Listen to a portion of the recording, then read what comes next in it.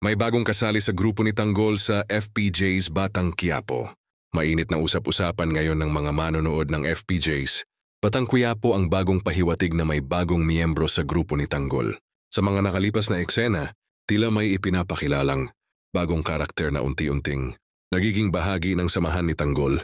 Dahilan para magtanong ang mga fans kung sino nga ba ang misteryosong bagong miyembro. Bagamat wala pang opisyal na kumpirmasyon mula sa mga taga-produksyon, marami na ang naghihinala na maaaring ito ay isang bagong kakampi at kaibigan. Kilala ang serye sa mga plot twist, kaya't hindi malayong may malaking papel ang bagong karakter sa mga susunod na yugto ng kwento. Ang mga tagahanga ay sabik nang malaman kung sino ang bagong personalidad na ito, lalo na't kadalasang nauuwi sa matinding aksyon at emosyon ang bawat bagong tauhang ipinapakilala sa serye.